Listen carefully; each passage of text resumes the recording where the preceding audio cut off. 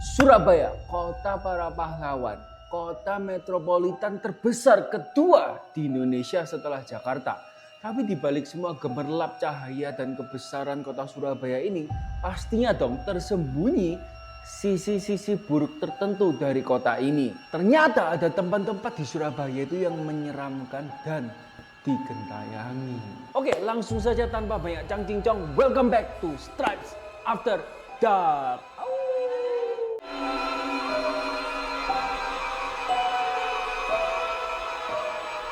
Pertama, siapa sih yang nggak tahu rumah hantu Darmo?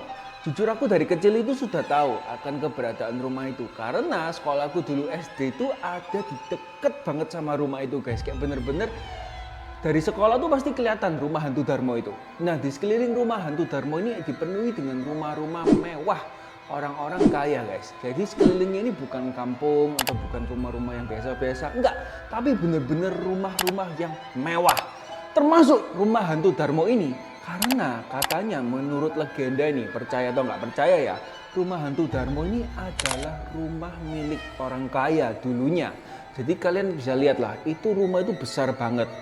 Apa fasadnya, pilar-pilarnya itu besar kan. Pasti ini bukan rumah orang biasa-biasa, pasti rumah orang kaya. Dulu tuh rumah ini memang dimiliki oleh sekeluarga yang kaya guys. Tapi mereka tuh kaya dari pesugihan. Jadi mereka tuh katanya membuat perjanjian dengan dedemit. Kalau mereka tuh mau menjadi orang kaya, maka dedemit ini meminta 1 tahun itu, meminta 1 nyawa manusia yang ditumbalkan. Awal-awal mereka menumbalkan ya, mungkin anggota keluarga mereka yang sudah tua atau yang gimana, terus orang-orang di sekitar mereka, pembantunya ditumbalkan secara diam-diam. Nah, mereka kan semakin kaya, lalu mereka membangun tuh rumah itu. Tapi setelah itu sampai di suatu titik di mana mereka itu sudah sangat kaya, mereka hidupnya enak, mereka terlena, sehingga mereka itu nggak bisa mengorbankan nyawa 1 orang lagi. Mungkin nggak bisa, atau mereka juga sudah males. Mungkin mereka mikir, wah aku sudah kaya lah, nggak mungkin aku bisa bangkrut karena memang sudah sekaya itu. Tapi ingat, kalau kalian buat perjanjian ya dengan roh-roh seperti itu, pasti mereka nggak akan melepaskan kalian kalau kalian sedang buat perjanjian. Jadi pada akhirnya keluarga ini nggak mengorbankan siapapun di tahun itu. Mereka pikir hidup mereka bakal fine-fine aja ya kan. Mereka bakal terus jadi orang kaya, semuanya akan tetap nyaman, tentram. Tapi ternyata dedemitnya itu marah. Dedemitnya datang di rumah mereka. Dan dalam beberapa bulan ya, dalam rentang waktu beberapa bulan, dedemit ini mulai membunuh secara misterius dan sadis anggota keluarga ini 1 persatu. Jadi anaknya yang paling kecil mati duluan secara misterius dari penyakit atau apapun. Terus anaknya yang kedua, anaknya yang pertama, tambah lama yang meninggal tambah banyak di keluarga itu. Sampai sisa 2 aja guys. Jadi ini nggak diketahui siapa yang sisa ya, siapa yang selamat. Cuman ada 2 yang selamat. Dan akhirnya karena mereka takut kan, meninggal semua, ini pasti dedemitnya yang membunuh kan. Akhirnya mereka lari dengan kapal yacht pribadi mereka lari meninggalkan Indonesia dengan kapal itu. Mereka pikir nggak mungkin lah dedemit ini bisa keluar dari Surabaya atau dari Indonesia. Jadi mereka berlayar ke negara lain, mungkin ke Singapura ya karena dekat. Tapi dedemit itu juga punya kuasa ya di lautan itu. Jadi kapalnya itu katanya menurut legenda kapalnya itu ditenggelamkan oleh dedemitnya. Dan akhirnya semuanya mati. Jadi kutukan keluarga ini. Akhirnya semua anggota keluarganya ini mati secara misterius. Karena itu mereka tidak menumbalkan nyawa manusia lagi. Kok bisa rumahnya itu jadi seperti sekarang? Kan rumahnya dulu sudah jadi, sudah bagus, sudah ditinggali. Nah ada keluarga lain nih katanya yang menyewa rumah itu, membeli atau menyewa kurang tahu, tapi setelah rumah itu kosong akhirnya ada yang masuk ke rumah itu. Itu keluarga baru nih, dan keluarga ini nggak membuat perjanjian apa-apa sama roh-roh dedemit itu.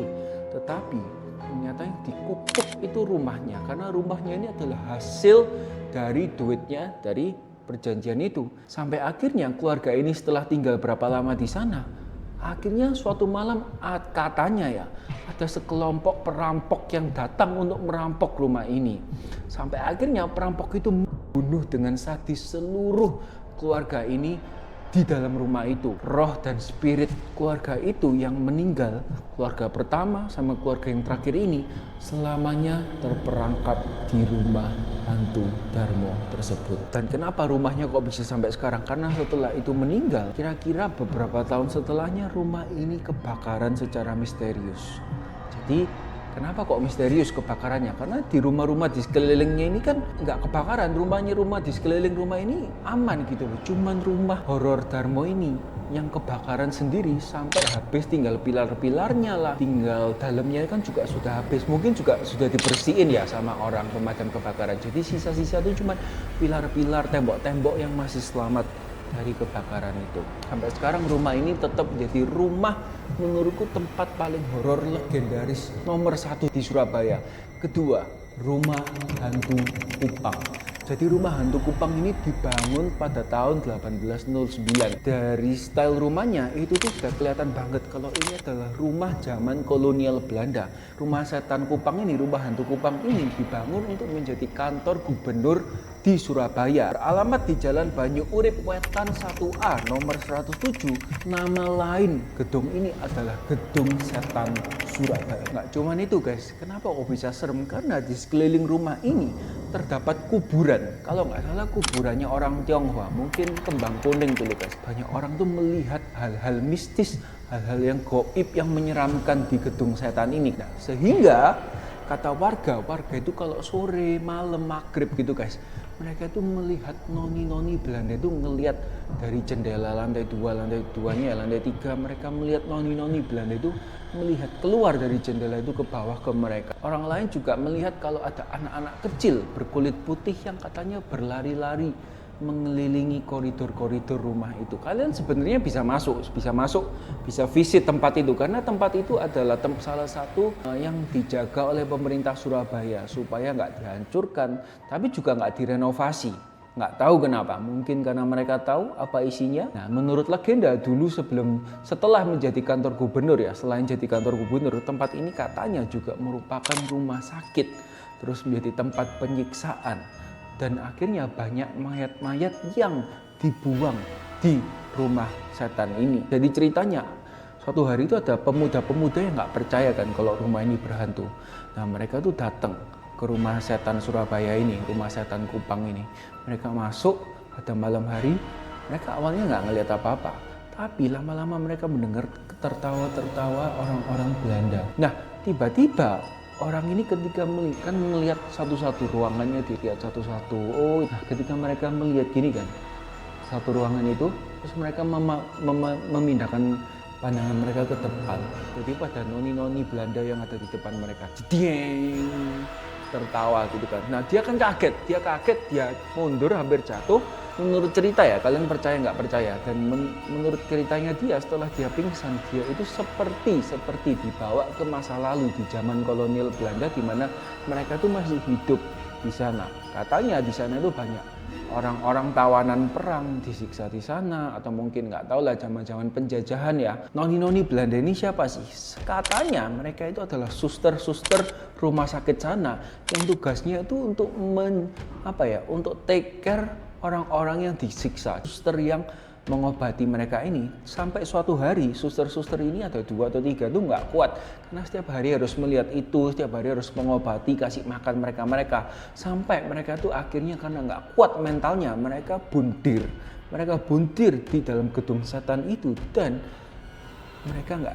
Dan roh mereka itu karena dendam ya, mungkin nggak dendam karena mereka takut atau nggak seneng, jadi roh mereka itu selamanya terperangkap di dalam gedung setan itu. Nah, ketiga, ini menurutku bangunannya yang paling baru, apartemen Sejahtera Family yang berlokasi di Kebonsari, Surabaya. Dibangun tahun 1994 dan akhirnya terbengkalai di tahun 2000-2001-an. Ya karena katanya developernya bermasalah, terus juga karena nggak semuanya laku. Akhirnya terbengkalai kan, nggak ada yang bersihin di lorong-lorongnya. Nah setelah itu sempat kolam renangnya itu karena sepi kan, kolam renangnya itu dibuka untuk umum. Sampai suatu hari katanya ada kejadian di mana ada satu anak yang meninggal di kolam renang itu. Orang-orang ini yang renang ini merasa ada yang menarik ke bawah dari kolam renang ini, ada yang tangan yang narik gitu loh ketika mereka renang. Dan akhirnya dapat satu anak kecil yang meninggal di kolam renang itu. Sejak saat itu Langsung kolam renangnya ditutup dan akhirnya ini benar-benar terbengkalai 100% hingga sekarang. Jadi nggak ada yang tinggal di sana. Dan katanya makhluk gentayangan, ada makhluk yang mistis yang gentayangan di apartemen ini. Salah satunya tuh wanita yang rambutnya tuh hitam panjang terurai dengan pakai baju putih yang sedikit lusuh. Makhluk mistis ini namanya Miss K. Dan sampai kehadiran itu menjadi rahasia umum. Jadi Miss K ini menjadi rahasia umum. Dan nggak cuma Miss K, katanya juga ada genderuwo, ada kuntilanak di sana ya. Karena kan memang bener-bener kosong, nggak ada yang ninggalin, cuman satpam. Oke, gitu aja mungkin beberapa kumpulan tempat-tempat misterius, mistis, angker yang ada di Surabaya. Masih banyak tempat lain yang mungkin kita bisa bahas di episode selanjutnya. Tapi kalau kalian suka sama episode-episode seperti ini, tolong jangan lupa like, comment, share, and subscribe supaya kita bisa terus berkembang. See you next time di Stripes After Dark.